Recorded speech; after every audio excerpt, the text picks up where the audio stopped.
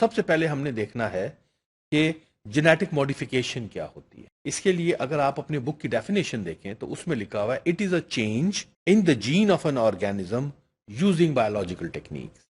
یعنی کسی ایک آرگینزم کی جین کو نکال کر ہم دوسرے آرگینزم میں ڈال دیں بیکٹیریا کے تھرو یا کسی بھی ذریعے سے, اس میتھڈ کو ہم جینیٹک ماڈیفیکیشن کہتے ہیں. جینیٹک ماڈیفیکیشن کے نتیجے میں اب جو آرگینزم بنے گا اسے ہم کہیں گے جینیٹیکلی ماڈیفائڈ آرگینزم, جس کو ہم سمپل الفاظ میں جی ایم او کہتے ہیں.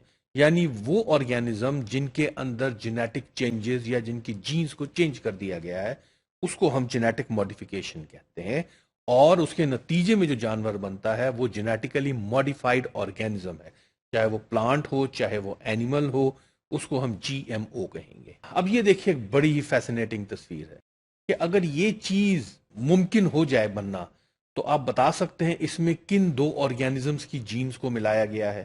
ایک تو فش اور دوسری کیٹ. فیسینیشن ہے جو کہ سائنٹسٹ یا بایو ٹیکنالوجسٹ کہتے ہیں اگر ہماری یہ ریسرچ ہمارے یہ پروجیکٹ چلتے رہیں کہ ہم اس طرح کی مخلوق بھی بنا لیں گے. اللہ تعالیٰ کے لیے تو سب کچھ کرنا ممکن ہے, لیکن انسان اللہ تعالیٰ کی دی ہوئی عقل سے کیا کیا کچھ بنا رہا ہے کہ ایک پلانٹ کو اور اینیمل کو جینز کو ٹرانسفر کر کے ایک نئی مخلوق بنا دی گئی ہے. ہمارے گھر میں ابھی تک بلی پالتے ہیں, ٹھیک ہے, لیکن ایک ایسی بلی بنائی گئی ہے جس کی شکل مرغے کی ہے.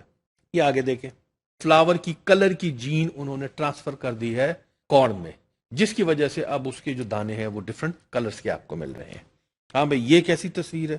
اس میں ایپل اور کینو کی جینز کو ملا کے انہوں نے اس طرح کا پلانٹ بنایا ہے جو دیکھنے میں باہر سے شکل بالکل ایپل جیسی ہے, اس کا چھلکا بھی ایپل کا ہے لیکن اندر سے یہ بالکل کینو جیسا ہے. اس کو دیکھیے, یہ دیکھنے میں اوپر سے تو کینو ہے لیکن اندر سے کیوی ہے.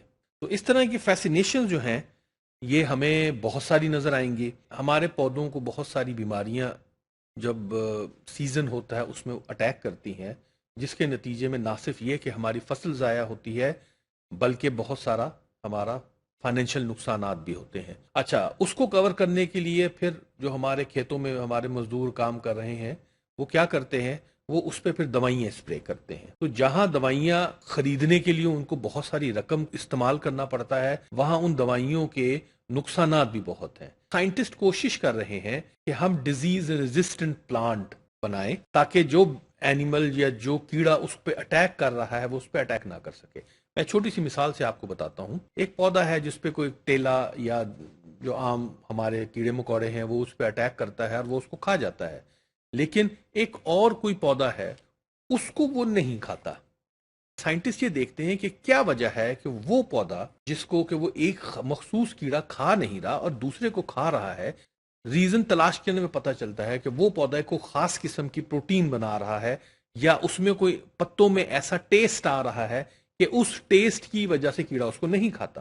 سائنٹسٹ یہ کرنا چاہ رہے ہیں بلکہ کر چکے ہیں کئی جگہ وہ ایکسپیریمنٹس میں, جس کی وجہ سے اس پودے پہ کیڑا اٹیک نہیں کر رہا اس جین کو آئسولیٹ کرتے ہیں, اس کو نکالتے ہیں. پیچھے ہم دیکھ چکے ہیں کہ جس طرح انہوں نے بیکٹیریا میں جین کو ٹرانسفر کیا تھا اسی طرح وہ اس پودے کے سیل میں اس جین کو ٹرانسفر کر دیتے ہیں. اس کا نتیجہ کیا ہوتا ہے کہ یہ پودے کے سیل بھی وہ پروٹین بنانے شروع کر دیتے ہیں. اب جب کیڑا موسم میں آ کے اس کو اٹیک کرے گا اور اس کو کھانے کی کوشش کرے گا, اس کا نتیجہ کیا نکلے گا کہ اس کو کھا نہیں سکے گا. اس کو ہم کہتے ہیں ڈیزیز ریزسٹنس پلانٹ. اس لیکچر میں زیادہ تر تو ہماری ڈسکشنز تھیں اور بہت سی فیسینیٹڈ چیزیں بھی آپ کو ملی ہیں. تو اس کا لب لباب کیا بنتا ہے یا اس میں اوور آل ہم کیا کنکلوڈ کرتے ہیں کہ بایو ٹیکنالوجیکل ماڈیفیکیشن سے ہم بہت ساری ایسی چیزیں بنا سکتے ہیں جو فیوچر میں ہماری فوڈ کی کوالٹی کو امپروو کرے.